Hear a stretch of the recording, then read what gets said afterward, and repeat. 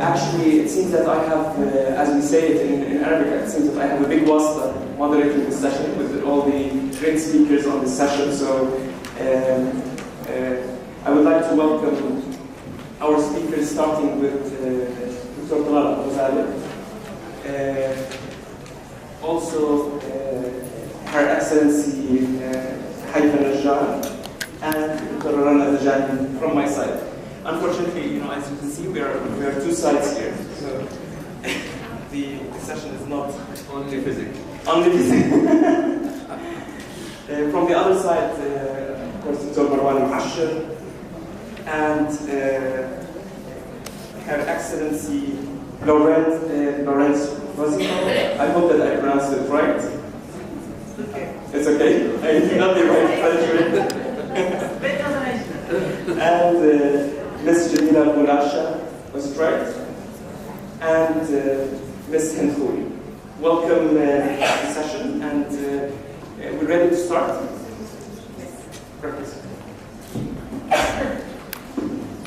We're gonna make it a bit informal. So I'm just gonna introduce, as you know, all the speakers here.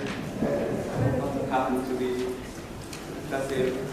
We're just going to introduce every speaker very briefly and then go into this fast-paced, action-oriented session. So it's going to be more of like a roller coaster in a way. We're just going to give very targeted questions, all action-oriented to our speakers, and move forward. So I'm going to start with Dr. Talal. Dr. Talal is the chairman and the founder of Talal Al-Ghazali organization. As we were just talking, not a lot of people don't know Dr. Talal. He's a well-known, not only in Jordan, but also all over the world. So, let's start with the first question. As you know, recent researches has proven that women's presence and decision-making positions in different corporates lead to more productive, innovative, and transparent working environments. So we're kind of giving women a lot of credit on innovation, productivity, and transparency. What is your opinion on that? Do you agree? And if you agree, how can women play bigger roles in the corporate world, especially in Jordan, and maybe how can we fight all the stereotypes and combat various socio-cultural challenges? We'll start with this question. It's going to be 1 to 2 minutes for each speaker, and then we're going to switch. How many? 1 to 2 minutes. 1 to 2 minutes. 1 to 2 minutes? Yeah. Okay. There we go. In 1 or 2 minutes.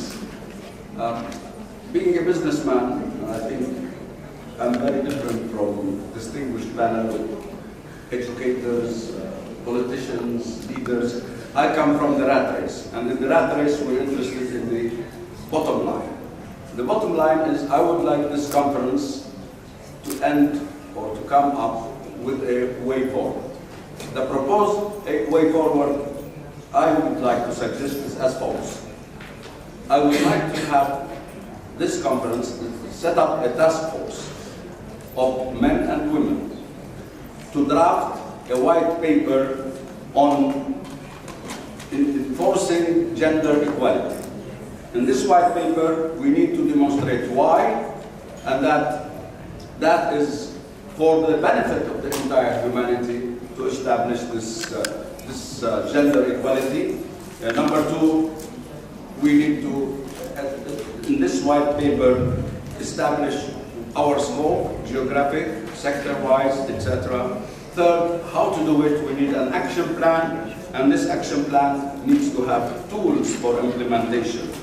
And I would like to see I would like to submit a proposal for a drafting of a white paper by wise men and women, and I'm not one of them. I'm a simple businessman. I'm talking about wise men and women who can produce a white paper which can be inclusive, exclusive, and can tell the whole world the story that we keep telling in every session and in every conference. a case for gender equality. That can be used in education, it can be used in government, in legislation, in every walk of life. That is my proposal, and I shut up. Thank you, Dr. Talal. I actually want to go back to the question, which is the working environment for women in Talal Al-Fawzan organization. Do you see the involvement of women in your organization contributing to more innovation, transparency?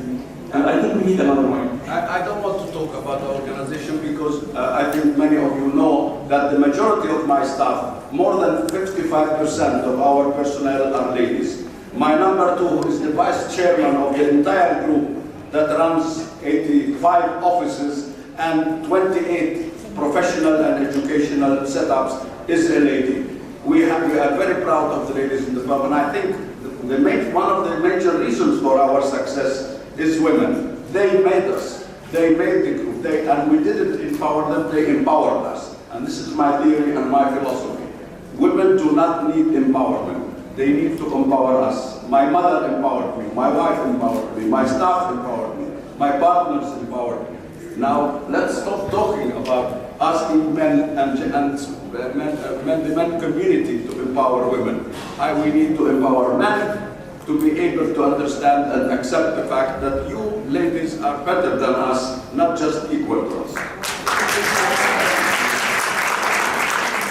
I'm so happy that I went back to the question to hear all those great words from Dr. Talal. I'll move to Your Excellency, Minister Nozingo. Correct me if I'm pronouncing it wrongly, or I can read that. Your Excellency, we always talk about women as if they are, as if they come from different walls, from different paths, as if they are, something like somewhere there, and we need to empower them. They're marginalized. We need to develop their skills, as if they're not 50% of our community or society. Do you think, with such conference or such activities and women empowerment activities, quotas, that we reinforce some kind of discriminatory approach and behavior, and we, I would say, alienate ourselves or alienate women from the society, from the political life, from the women empowerment? And how do you see that we can, I would say, fix it, or try to, in a way, do something that's a bit different, or creating some more different methodologies that will spare us this problem? Merci. Bonjour. Oui, je parle en français, donc je vous invite à prendre les écouteurs. Je vous laisse 30 secondes pour le faire. D'abord, peut-être pour répondre au début de votre question, ce n'est pas qu'on parle des femmes comme si elles vivaient sur une autre planète, c'est que les femmes vivent dans un autre monde que les hommes. Dans un monde dans lequel elles n'ont ni les mêmes droits, ni les mêmes libertés, ni les mêmes capacités, que ce soit en termes de droits patrimoniaux, de droits civils, de liberté d'aller et venir, de liberté personnelle. Et dire cela, c'est d'abord la condition pour que le monde, qui est un monde qui est fait sur les codes, les droits et les libertés le plus souvent des hommes, que le monde sache que les femmes ne vivent pas dans la même condition que les hommes. Alors, à mon sens, pour avoir observé les discriminations dont les femmes sont victimes partout sur la planète, j'ai acquis maintenant la certitude que la condition pour les femmes, c'est leur liberté. Leur liberté de choisir leur vie. La liberté d'épouser qui elles veulent, la liberté de mettre au monde les enfants qu'elles veulent mettre au monde, la liberté de circuler, de sortir de leur pays sans demander ni le droit, ni l'autorisation de leur père, ni l'autorisation de leur frère, ni l'autorisation de leur mari. Et que l'autonomisation économique des femmes, elle ne peut réussir que si les femmes sont libres de leur mouvement et libres de choisir leur vie. Donc une des premières conditions de l'autonomisation des femmes, de l'égalité entre les femmes et les hommes. Ça se passe d'abord par les mêmes droits entre les femmes et les hommes, et particulièrement sur le droit de leur liberté, toute leur liberté. Et il faut prendre chacun dans notre pays notre code civil, et il faut regarder est-ce que le code civil est juste à l'égard des femmes. Est-ce que le droit civil, le droit de la famille, est un droit qui est favorable aux femmes? Est-ce qu'il va leur permettre de s'épanouir et de donner leur pleine capacité en tout? Mais on ne peut pas séparer une possible autonomisation économique des femmes de leur capacité de décider de leur vie personnelle. Sinon, on aboutit à une situation où un petit nombre de femmes, effectivement, en payant un prix extrêmement cher dans leur vie, extrêmement coûteux, au prix de nombreux renoncements, elles vont pouvoir en effet accéder à une apparence d'égalité économique, une apparence d'autonomisation, mais en réalité, cette autonomisation, elle sera toujours freinée et limitée par les inégalités dans le droit de la famille, le droit civil et les libertés des femmes.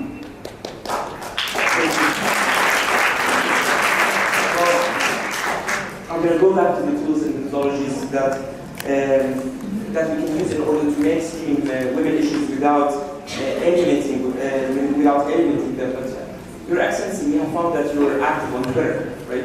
And you're active on Twitter, you're active on Twitter, and you use Twitter to reach your constituency in France and maybe in the region. So how do you see the role of social media advocating for women's rights? Twitter can be the worst and the best thing for women. The worst because it's a huge place of insults, rape threaten, sexist threaten, sexist insults, and it's a place where feminist activists are gathered, meet themselves, and can inform all the population, in all the world, that there is sexism, there is an advertising which is really sexist, and they can get many victories with Twitter. So we have to regule Twitter, and we have to make Twitter a world where insults, sexist, racist insults are forbidden, and we have to use Twitter to be more solidar, to be many women linked and in connection everywhere to win some new rights and new freedoms. Well, thank you. Well, I think Twitter would be happy that you're currently using it and for advocating women's rights. Moving to Dr. Marwan Hashim. As you know, Dr. Marwan Hashim was the Minister of Foreign Affairs in Jordan, and right now he is the Vice President for Studies at the Carnegie's endowment, where he oversees the endowment research in Washington. He's also behind one of the greatest momentums, the National Agenda, and it was the National Agenda strategy for Jordan. Dr. Marwan, we're going to come from the name of the session, the way forward. So, what do you think the way forward for more effective women participation in Jordan's economy and the economy? Thank you. I'm going to limit my intervention to Jordan, because that's the country I know best, and I leave the rest of the countries for other people. I think there are three areas that we need to work on. One is the legislation in the country, two is the education system, and three is the constitution itself. On the first, Her Excellency Mrs. Rima Hassan yesterday reminded us that there have been positive changes in some of the laws, and that is indeed the case.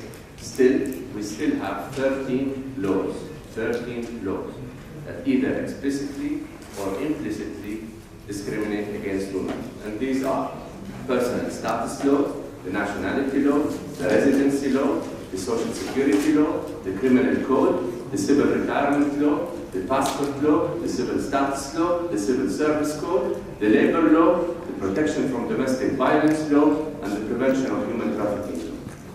All of these need to be amended, all of them, in order to remove all discrimination against women. That is one clear, in my view, recommendation that I will make. The second area is the Constitution. The 6th article in the Constitution says that all Jordanians are before the law. And so implicitly, all Jordanians mean men and women, because women are Jordanians also.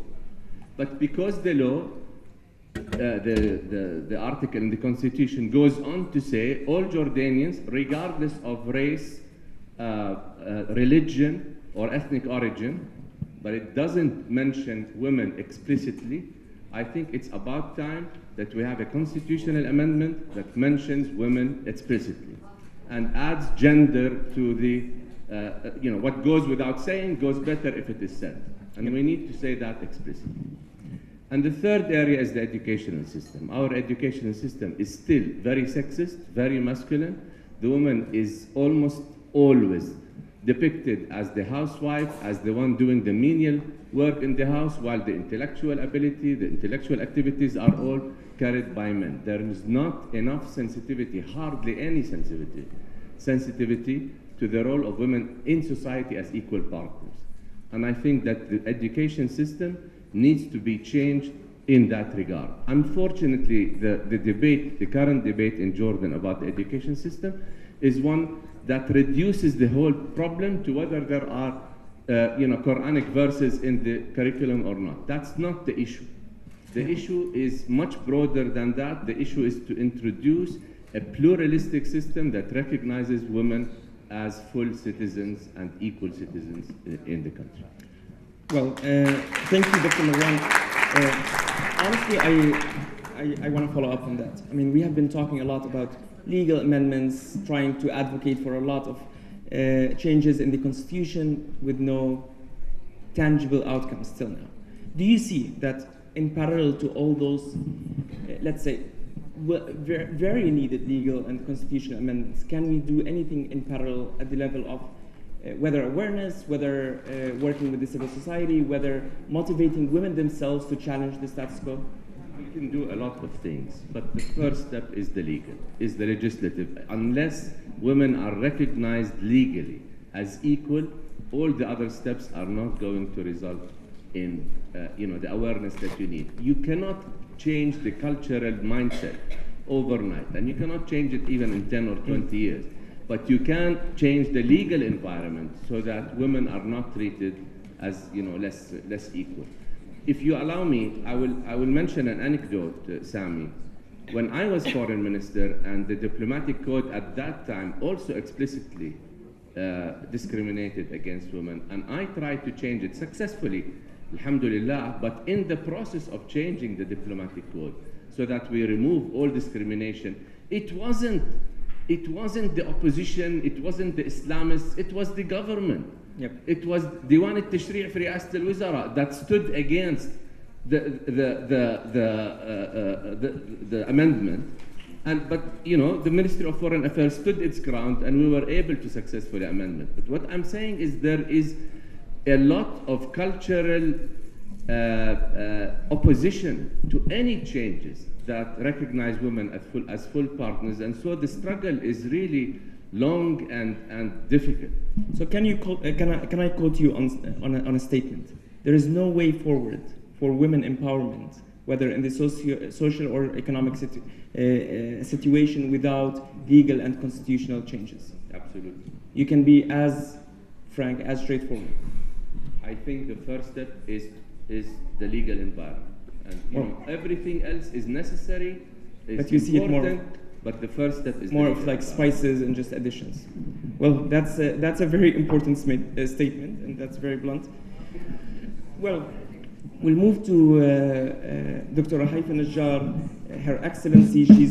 For the third time, she's the member of the Senate, and she's the principal of Al-Matran and Al-Ahliya Al-Banat School. And when it comes to education, she's the one. So whenever we have any activity, sorry?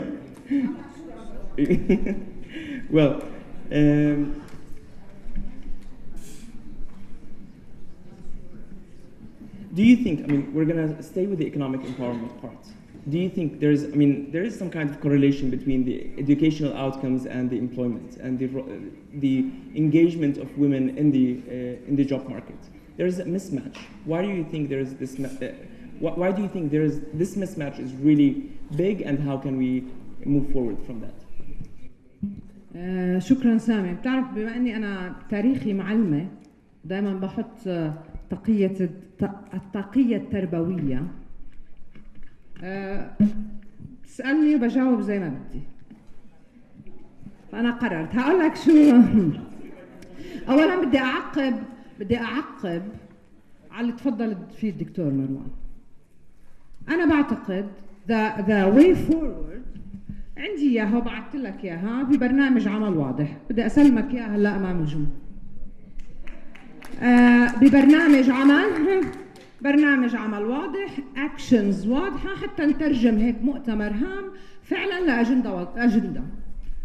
انا بعتقد the way forward اليوم انه نبني على الانجاز ونستعيد الامل، ونرجع نحكي انه لا، في امكانيه للعمل بشكل متوازي بين اكثر من منح. ولكن امبارح حكيت بوضوح على الناشطات بالعمل السياسي الأردني، برلمان الأردني، النساء التي تعمل بالتشريع سواء كانوا بالنواب ولا بالأعيان، أن يتحالفوا كل ما يتصل، كل من يعمل بالتشريع، وكمان في إلنا دور بالمساءلة على فكرة، كل من يعمل بالتشريع طلبت وبوضوح أن نعمل، وإحنا عم نشتغل. احنا في عمل جدي معنا زميله وفاء بني مصطفى، عم نشتغل على اعاده النظر بكل القوانين التي تتصل بالمراه، وسنعمل على فرض اجنده واضحه فيما يتعلق في اجنده الحكومه واجنده المجلس التشريعي، واللي هي بنعتقد انها متصله بالاجنده الوطنيه الاردنيه، استراتيجية الموارد البشرية، بإنجاز أردني مبني دستوريا على إنه نحن مواطنين صالحين. في النهاية أنا اللي بدي إياه المواطنة الصالحة التي تنطلق من الدستور الأردني، وأعي تماما ما تفضل فيه الدكتور مروان إنه بالدستور إحنا مواطنين صالحين، وعلينا أن نعمل من أجل أن يكون بوضوح المرأة والرجل. ففي عمل دستوري، ولكن هذا العمل التشريعي ما بيمنعنا انه نحتفي بالانجاز اللي صار على مدى الكثير من التشريعات. انا برايي مش بس تشريعات تتصل في المراه علينا ان نعمل عليها، علينا ان نعمل بتشريع النقل العام، والان عم نشتغل على تشريع هام فيما يتصل بتوفير النقل العام للمراه، لانه كمان بدون نقل عام.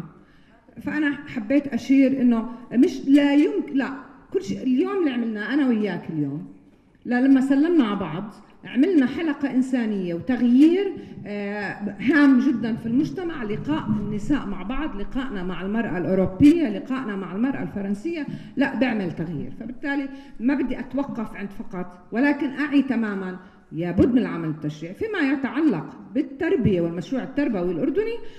كما دعيت للأمل والإيمان بالإنجاز، أدعو للشجاعة والاعتراف بأنه لفترة زمنية طويلة مناهجنا كانت مناهج ماضوية، وكان في أجندة واضحة تحالف بين الناس الماضويين، ولظروف متعددة إقليمية منهاجنا الأردني لم يدعم المرأة كما لم يدعم الرجل، لم يقدم للرجل مشروع تفكير ناقد ولا مشروع إبداعي ولا مشروع مساءلة ولا مشروع إنساني ولا مشروع جمالي. ما علم الإنسان الأردني لا الفرح ولا الرقص ولا من نغني ولا بندبك ولا بنحتفي ولا بنروح على المدرسة بنضحك وبنتبسم وبنحب بعض ونتعاطف مع بعض.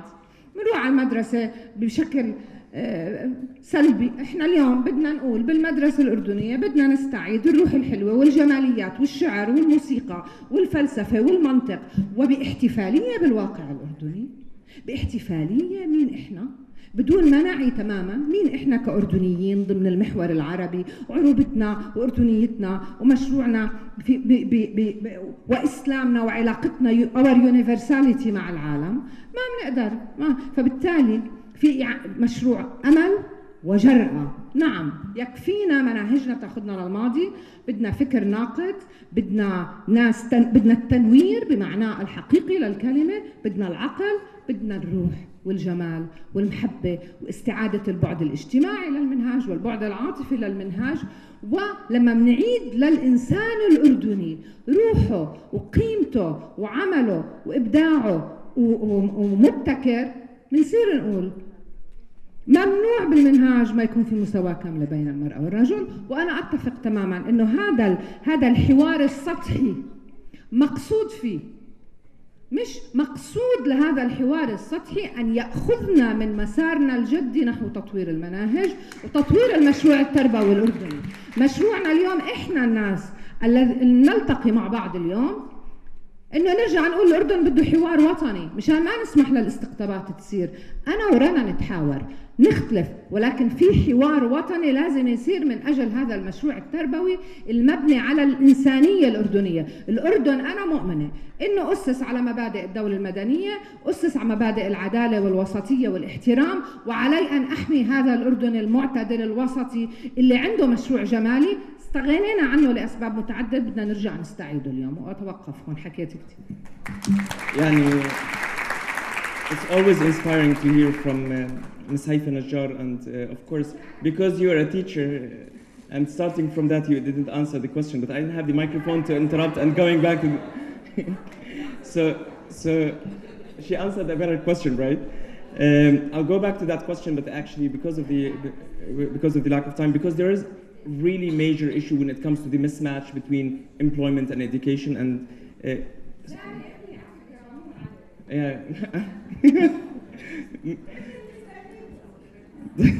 I'm the adopted child of Ms. Haifa Najjar.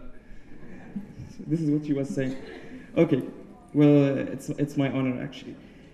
I'm gonna move to Ms. Jamila Bulasha. Am I pronouncing it right? Yeah, great. Well, Ms. Jamila, let me see. She's the head of European Public Affairs of ENIDIS, and she used to be the program officer of the European program at Employment and Europe. Also, she was the coordinator of working committees, projects, and networks for Eurocities, or the European Network of Metropolitan Cities. Very impressive resume. Going back to Europe. So, the EU has been contributing immensely to women empowerment, women development. A lot of funding has been coming from the EU into women's rights and women development in Jordan, but also in the region. How do you see, or how do you evaluate the progress of all these projects and the efficiency, and to which extent do you think those projects, the EU projects, have contributed to women development in the region, and specifically in Jordan? Okay. D'abord, bonjour à tous. Merci de m'avoir invité. Merci beaucoup à Charmine et aux organisateurs. Et congratulations for the excellent organization. Je vais parler en français, non pas pour respecter... C'est bon? Vous n'entendez pas? Et là? Là, c'est beaucoup mieux? Ok. Alors, je vais renforcer. Alors, merci beaucoup pour m'avoir invité et je voudrais féliciter les organisateurs pour cette excellente conférence et organisation. Alors, je parle en français, non pas pour respecter la clause Molière qui déchire certains esprits en France, mais tout simplement parce que la langue française est ma langue d'origine, comme la langue berbère, qui m'a fait grandir et dans laquelle j'ai grandi.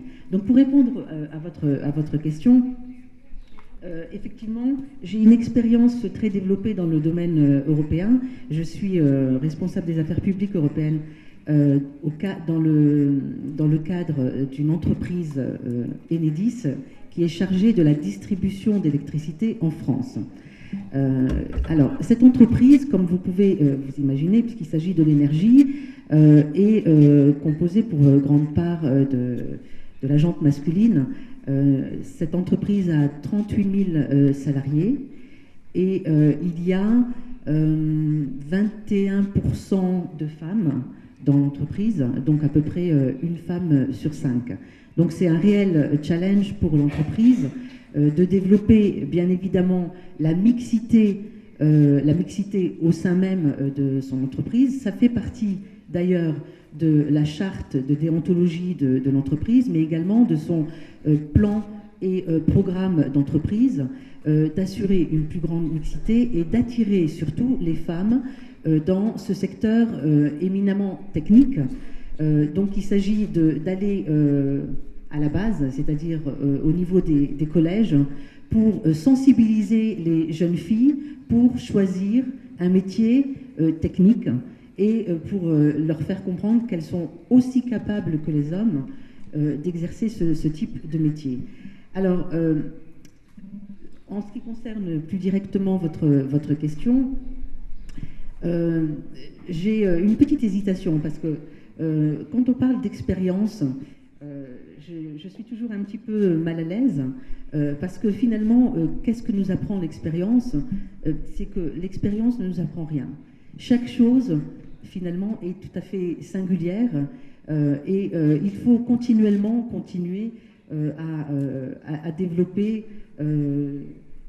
certains cadres. Alors, si je puis quand même faire un petit aparté sur une récente anecdote, et j'espère que vous serez consciente que même dans le milieu européen qui a inscrit dans son ADN les principes d'égalité de traitement entre hommes et femmes, il y a encore beaucoup d'efforts à faire. Alors, si vous me permettez, je vais vous lire les propos d'un député européen qui ont été tenus un petit peu avant la célébration du 8 mars dernier, donc la célébration de la journée des droits de la femme.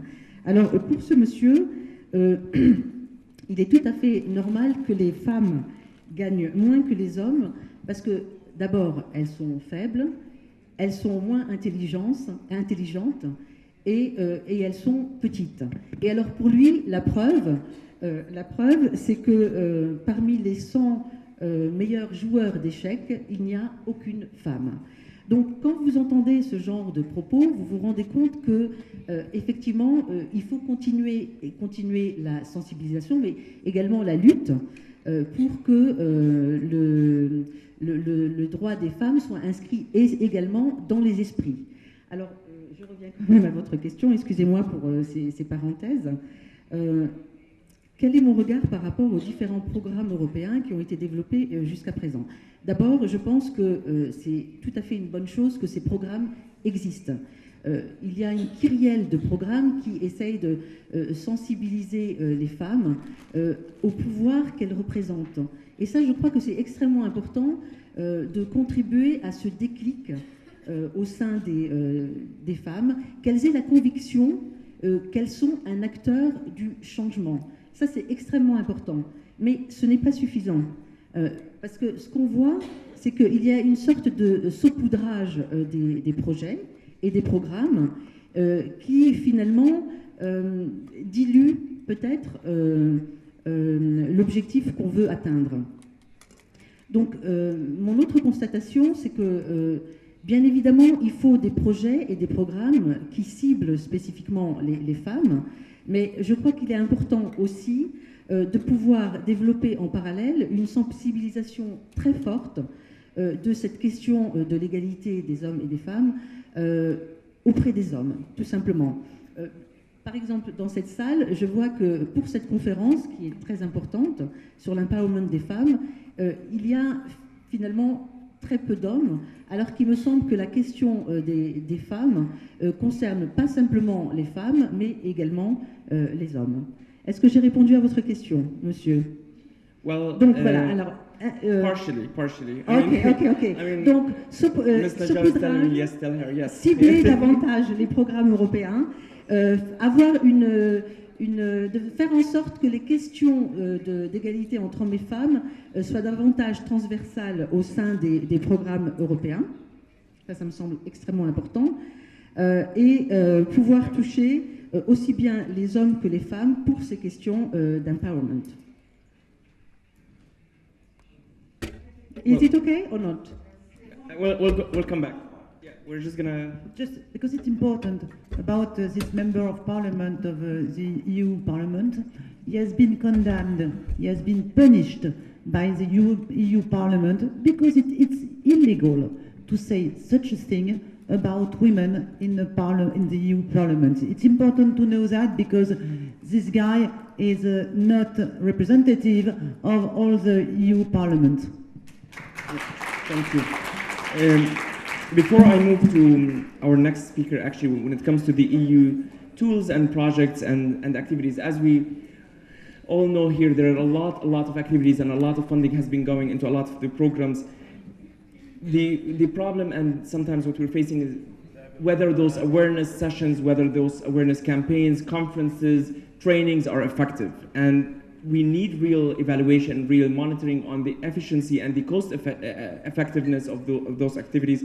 Maybe this is something that we're going to end the panel with going back to you. Now I'm going to move to our scientist, Dr. Rana Dajani, where personally I have a lot in common with her, at least the medical background, being a molecular biologist. And she has a lot of fellowships, a lot of awards, a lot to say about Dr. Rana Dajani, but going into science. And we're happy we're close, so now we can share the microphone. What are the key challenges and key solutions / recommendations for more effective women participation in the scientific and research fields? Actually, I'm going to hijack the question like the others. And this is what journalists taught us in media. You don't follow the journalists. You say what you want to say. So, okay. So I'm going to talk about how we can use science to help women. All right, how we can employ it, so we have a solution going forward. So to me, any solution we want to come up with, it has to depend on research and evidence. And how do we get the research and evidence? We need scientists. And who are the scientists that produce the research and evidence? Unfortunately, it's not the molecular biologist or the medical scientist. It is the humanities. It's the social scientist. And that field is something that we need to develop more. And we need, what I call for is that our very smart high schoolers who graduate with 98 and above, to encourage them not to go into medical and basic sciences and engineering, but to encourage them to go into social sciences, to really raise up those fields. Because in the end, they are the ones who will make studies on us, they will discover what our problems are really, and they will come up with the correct solutions. Because we keep copying the rhetoric from the West and saying, oh, we don't have enough people in STEM. The other day, somebody from Ajloon was telling me, oh, there's no more girls in STEM fields in Jordan in school. And I said, what? And who are you quoting, right? We all know that there is. So we need social scientists. And why do we need that? Because it is actually what builds the fabric of society is not basic sciences or engineering. What builds the fabric of society is social scientists. And so to really raise us up, we need social scientists. And I ask for a fellowship to encourage students who get high grades, the creme of our students, to go into social science and to resist the pressure from the community. يعني معقول أنت ذكي كتير وما تروح طب مصيبة يعني عار صح؟ So we want to make a fellowship where we can support the student if he or she is interested in this field so that they can go forward and slowly turn the tide so we have our social scientists. Second, and why social scientists? Because I recently read that Jean-Jacques Rousseau, who's a very famous philosopher who planted one of the seeds for the French Revolution, equality, and so on, actually learned a lot from the Islamic civilization. And although he never visited the area, he wrote about it, he learned from many people of it. And what struck him most, if I understood from what he wrote, is that the Islamic civilization came, that you can be very poor and rise up to become the best, and you can be the very top and then go down to the bottom. And the criteria is how good you are, not what your origin is, what your religion is, or your ethnic background is. It is how good you are in what you do. Which brings me, what else can science help? The second thing is that in science we have to document everything. We have to write everything. And this is something we need in Jordan and the Arab world. We need writers to write our stories, to write who we are. We need it for two reasons. One, so that the West can know who we are. If we don't write our history, and our stories, somebody else is going to write it. And we can't blame them. It's our fault. So we need to write. And we also need to write because we need to leave a legacy for our children. Our children will only read the stories about other people, other cultures, and they won't read who we are. So we need to write about our stories. So writing is very important, and to encourage it at every level. You don't have to be very sophisticated. Just keep a diary. and when they publish that diary, and we need copyrights so that people can publish and know that they can sell their book and it can make money for them, and it's not going to be photocopied and then used again. So those are two important points. A third point, which I'm going to end in my third point, is that we need mentoring, to mentor each other in every profession, at every level, so that we can advise each other, listen to each other, and learn from each other's experiences. And this brings me to all the challenges you talked about is how it's a male dominant, males are not giving opportunities to females, females are not strong enough, and I think the most important person in this role is actually the mother. Because the young boys that grow up to be men, who do not respect women, it all came because of what he saw in his own home, in his own household. So as mothers, we need to show our boys and girls that they are equal, that they both have chores to do, that they both have responsibilities, and to respect each other.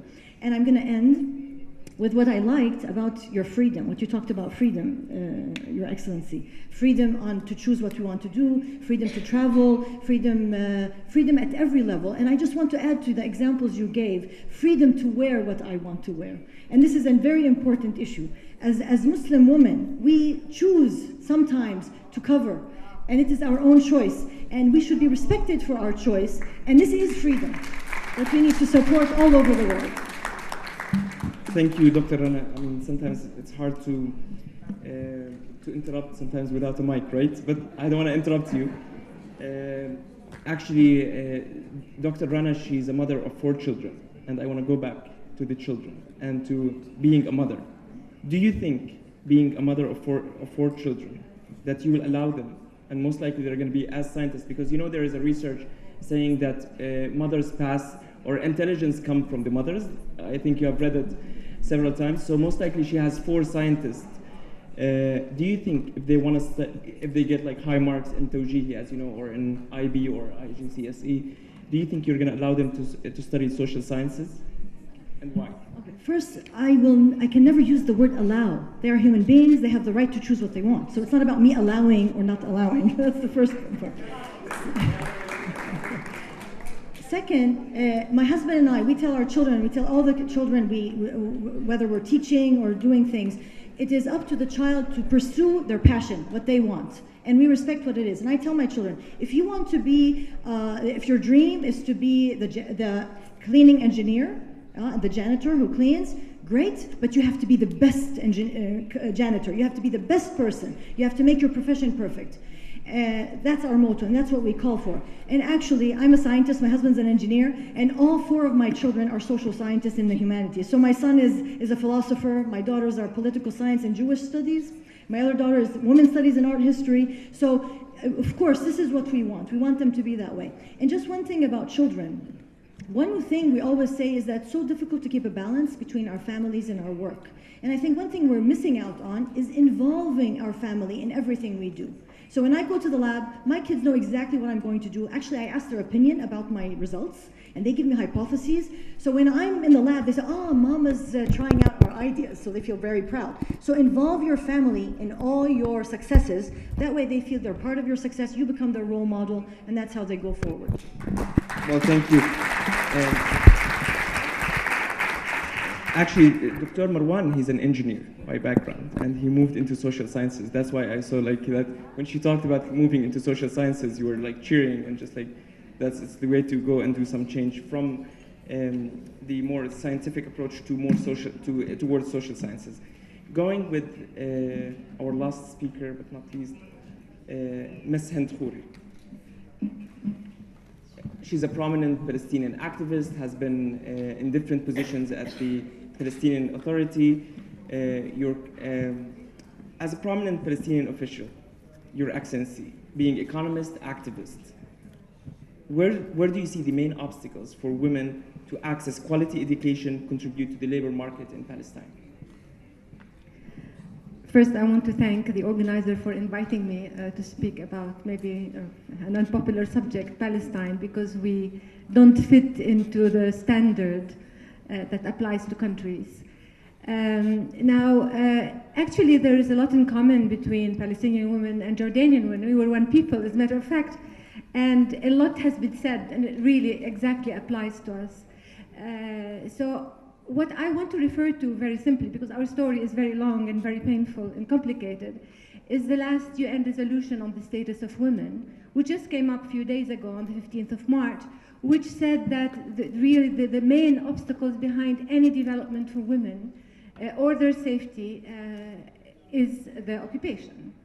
And not surprisingly, I mean, this cost of occupation has been calculated at about $10 billion a year, meaning Palestinians will be totally independent, we don't need any aid, we'll be perfectly doing well, and we have so many wonderful human resources. As a matter of fact, education among women amounts to about 95%. 65% of college graduates are women.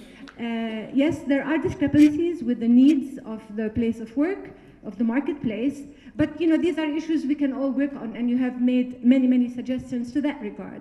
Now, yes, we want these Palestinian women and the people to have the freedom, to have the choice, and that is what's missing almost totally. I mean, if $10 billion the cost of occupation, meaning that most of your resources have been expropriated. You know, you don't have access. We know the formula for growth in economics. I mean, you have no access to your land, to water, to transport, to mobility, to food security. I mean, if we live a situation where the policy seeks to destroy your community and to destroy your economy, we have our structured economy, which under even occupation in the year 2000, we had a balanced budget for the Palestinian Authority. We had a decent and relatively decent agricultural sector and industrial sector, and now it's these structural sectors that are being destroyed, especially agriculture, which actually shrank by 25% from the year 2000 till 2013. You know, this is a reality where our road system have been destroyed so that new highways are built to serve settlements, growing settlements in our midst and on our land, to connect to Israel, while we have to go back to mandatory roads and to Ottoman roads, which is also further destroying the economy. In addition to that, we have the fragmentation. I mean, we have checkpoints everywhere. Actually, our life is spent mainly on military checkpoint to go from one village to the other, one city to the other, and we have a wall constructed in our midst, actually, taking as much land as possible and leaving people out as much as possible. So anyway, this is an environment where talking about any kind of development, I have to admit, is a joke. Now, the thing is, this is not only a Palestinian issue, this is a regional issue. And today we live a situation of horror. I mean, as a woman, I feel destroyed the last few years. I just cannot take so much pain and so much suffering right around me. Our brothers and sisters. So the issue is not only Palestinian, it's for all of us. And we do face an existential challenge, just like we do in Palestine. And we face a situation where geopolitics and interests are setting the rules, and human life has no value. So, yes, very complicated. What do we do about that, which should and remain the most important question? Women, I think, to this reality, which I think of every single day, it is terribly painful. Women can play a very important and a crucial role in bringing the change we desire. Women are out of politics. Women are out of decision makings. We have even chose to destroy the representative civil society. We have plenty of NGOs. I think we're doing a great work, but we need representative civil society, the unions, the syndicates, who will actually represent women and speak up. Where is the voice of women? I mean, in Palestine and in our region, we face existential problems. Our voice is missing. We need to find that voice and speak the truth. I think Rima Khalaf has been an excellent example of what courageous women, professional women can do. And we need to follow that example and more of it. We can represent that courage that is needed, and we need more of. We have enough political hypocrisy, I think, in the world today. Women can represent the moral authority that we lack. Women can represent the values that we are losing in our societies, in the world, as a matter of fact. So women have a very, very important role.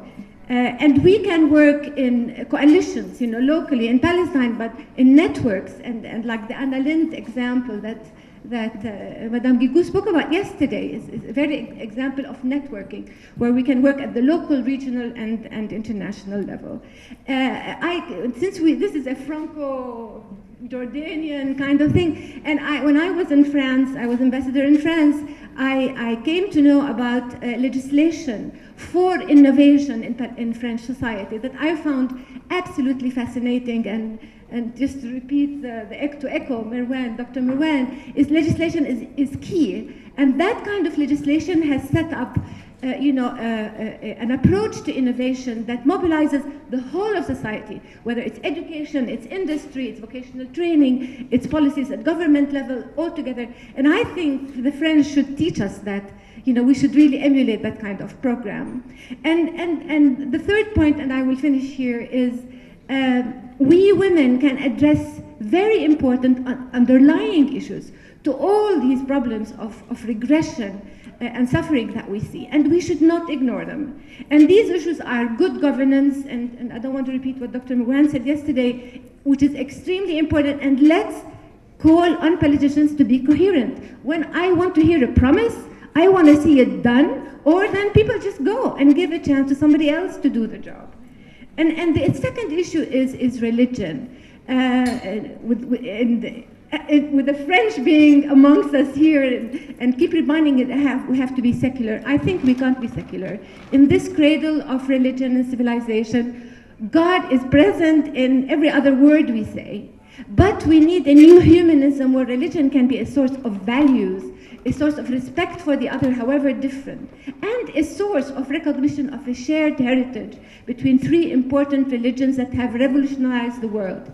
So I think this is an issue really women can speak courageously about. We have problems of identity. I think we have a horrible legacy left to our children. They don't know exactly who they are. I mean, look at us speaking English. I mean, I assume we should have been speaking in Arabic, mainly because we need to make sure in the world today, in this global village, an issue of identity is not for any kind of extremism or fanaticism, but it is important to bring the self-confidence in any man and woman, and especially in young people. So we need to work on issues of identity, and lastly, we need to work on our narrative. I mean, as a Palestinian, I feel my narrative is being hijacked every day. And this is not acceptable. And I'm being asked to recognize my occupier as the legitimate owner of my own country. So I think we need to work on narrative, correct our history. We don't have a history of 100 years or 1,000. We have to learn to accept the diversity in this old land, and we have to accept that this is a land, that we have our whole history. We should not be ashamed of any part of history or deny any part of our history. This is an important legacy to humanity, and we need to be proud of it. Thank you very much. Okay, one round of 1 minute each, starting with Dr. Talal, Your Excellency. What is your dream for young women in Jordan? In 1 minute, how do you dream about women's situation in Jordan, especially young women? I don't look at the community as men and women. I never thought that way. And young women are women. For me, there are no women and men. There are people, and they are human beings of should have equal chances, equal opportunities. And I think one thing was missing in this conference is talking about the knowledge age. In the knowledge age, my first introduction to knowledge was when I met Ira Magaziner, who was the President of the United States of America advisor on the internet, and he put on the screen the prototype of a computer with a dog using the keyboard. And it said, in the knowledge age, the person at the other end does not know that I'm a dog. In the knowledge age, everybody's equal. Anybody who connects is as good as anybody else. And that is why I don't think we have to worry about our young children, because on the net, they are equal against all laws, all constitutions, all government wishes, and all educator wishes. They are themselves, and they demonstrate themselves, and they are the best among the citizens of the world. Dr. Marwan, what are the three. Let's short them to 3 recommendations that you will give. I will go back to young women, because we have more than 70% of our population who are young women, that will give for young women to be more effective in the labor market. I have a 23-year-old daughter who's not in Jordan. She's working outside. My dream is for her to live in this country as an equal citizen. And that's my dream. And whatever I can do to contribute to this, I would do it. I think young women need the courage to say no to discrimination. Just don't accept it. I know this is either too easy or too difficult to say, but women need to start saying no. We will not accept to live the way our parents did. And we are ready to pay the price to get our rights. You can't expect men to say, I wish men will say it, but most men in this country will not say it. I posted the 13 laws on my Facebook page yesterday.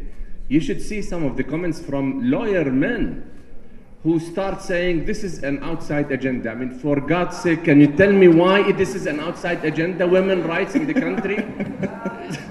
So, this kind of mentality, this kind of mindset belongs to the past, and women need to fight it every day. Yep. Thank you, Dr. Marwan. Moving to Your Excellency, Ms. Rezengal, as an EU official, being in France as the Minister of Families and Women, what is the #1 challenge that you faced in the different political positions that you had taken, and how did you overcome it personally?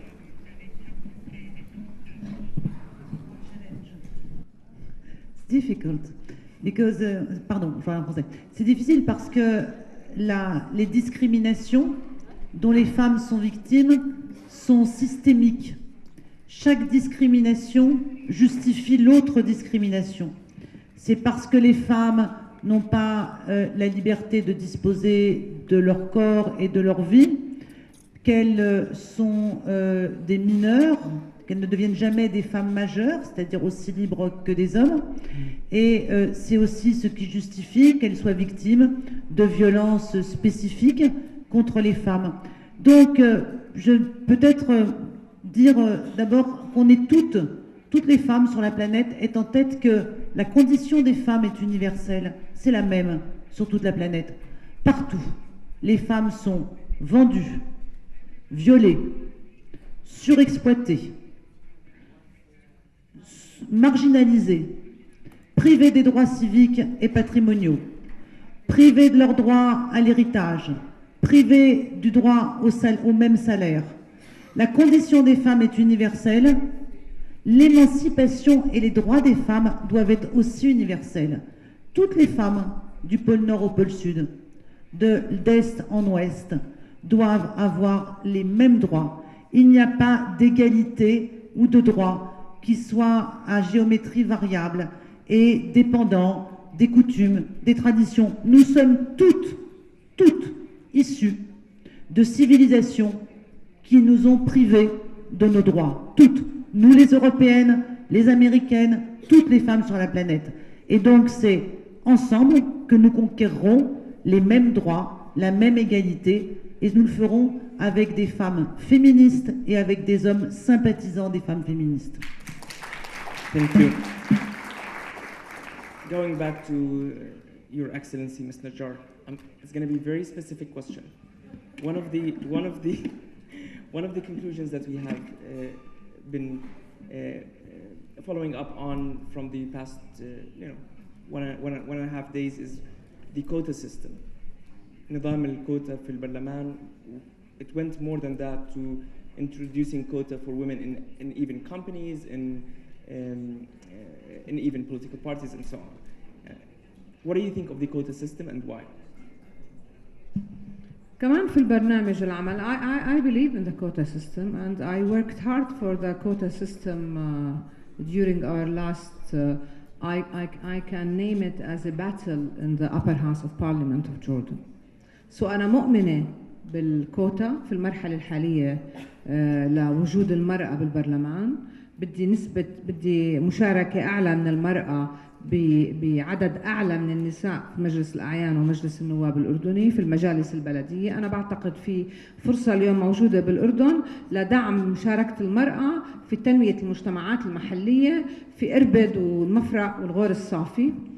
وأحلامي وإن كان جوابك سبيسيفيك، كمان جوابي سؤالك سبيسيفيك، أحلامي من هذول النساء، كما عندي 4 بنات، أحلامي للمرأة الأردنية أن تكون مواطنة صالحة واعية تماما لهويتها كإنسانة وكأردنية وعربية ومسلمة في منطقة بهالصعوبة هاي، بدها تكون مشاركة فعالة. أملي لكل النساء يكونوا فعلا لهم صوت وعلاقة حقيقية من أجل هذا الصوت يوصل مع قلبهم وروحهم وإنسانيتهم. بدي هاي العلاقة بين المرأة وذاتيتها والمرأة والمجتمع، وبديها تكون فعلا اقتصاديا لها دور.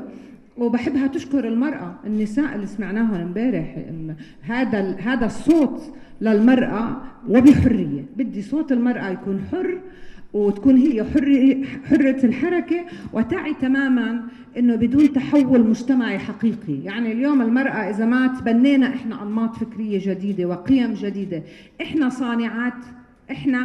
صانعات قيم وصانعات انماط جديدة. وانا بعتقد بهذا الشكل ممكن نقول انه في امكانية كثيرة للمرأة تكون فاعل ومشارك بالاقتصاد الوطني. Ms. Balasha, going back to the EU, what are the top 3 tasks or top 3 activities that can contribute to more cost-effective and efficient EU programs? What are the top 3 tips or recommendations to make the EU contribution and development projects more effective and more cost-effective?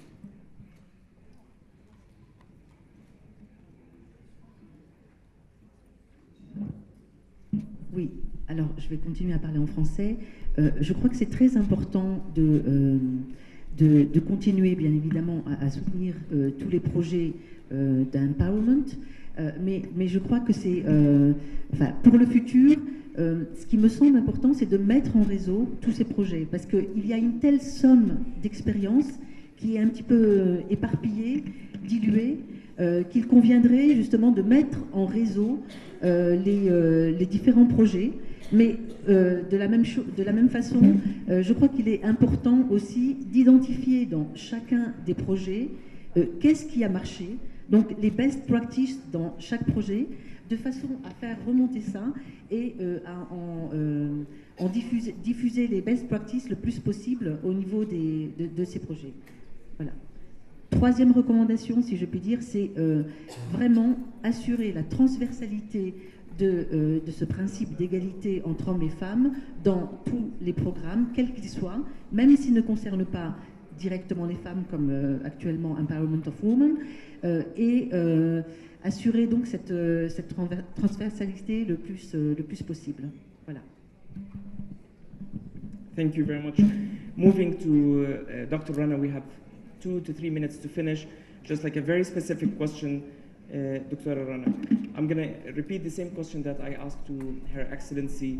What is the #1 obstacle that you faced as a woman, being a scientist and being an activist, and how did you overcome it? اوكي انا بدي احكي باللغه العربيه لانه بهاي السؤال لانه هو زي رساله وجواب. الحقيقه انا بعتقد اكثر تحدي بواجه المراه العربيه الاردنيه هي انه بدها تامن بنفسها، هي نفسها بنفسها، يعني الحل عندها هي. ليش؟ لانه هي امراه قويه وشخصيتها قويه، وكلياتنا بنعرف نحن انفسنا من الداخل، وبنعرف النساء اللي حوالينا، وبنعرف جداتنا وستاتنا وجدة جدتنا، كل وحده هي قويه بحد ذاتها وعندها اصولها، فنرجع لهي الاصول. والمجتمع اتركوا المراه لحالها، اعطوها الثقه وامنوا فيها، هي عارفه شو بدها، ايمتى بدها وشو اللي بدها اياه. فهي اهم شيء. وكيف نحن بدنا نساعدها تكون عندها هويتها؟ انه نساعدها على النقد، نعلمها النقد. وانا بطلب من الكل يقرا كتاب كتبته اخت ادوارد سعيد اسمها جين سعيد مقديسي، كتبت كتاب اسمه تيتا ماذر اند مي. بطلب من الكل يقرا هذا الكتاب، بتحكي قصة تاريخها وتاريخ أمها وتاريخ جدتها، وبتعطينا شو أصول المرأة العربية اللي عاشت في هاي المنطقة مشان ناخذ منها الدروس ونحن نقوي نفسنا مرة تانية ونتعلم النقد. وهلا في جديد انستيتيوت للنقد البناء في الأردن اسمه ICT، بطلب الكل ياخذ كورسات هناك تتعلمي تنقدي نفسك، لأنه اللي صار علينا اللي هي المودرنتي، بعرف شو بالعربي مودرنتي، الحداثة هي اللي ترى خربت علينا وخلتنا نفكر ما عندنا ثقة بنفسنا ونطلع حاليا كأنه نحن أقل. لا، إحنا عندنا ثقة بنفسنا، نمشي قدما لهيك إن شاء الله. Thank you very much. Ending with one sentence from Your Excellency Ms. Khouri. What is your dream for women in Palestine? In one sentence. أنا بظن إنه عندنا نساء يعني بمستوى كتير عالي بفلسطين، بس أنا بتمنى إنه نكون أكثر منظمين بمؤسسات المجتمع المدني التمثيلي ونفرض حالنا على الحكومة. الكوتا موجودة عندنا، بس الأهم إنه يكون في مجموعات ضغط لصناعة التغيير اللي إحنا بنجد له. شكرا. Thank you very much. On the behalf of the organizers, I would like to thank our speakers for this great session, and we were going to conclude right now. Thank you very much, ladies and gentlemen. Thank you for your listening to this session, and looking forward for a new conference next year.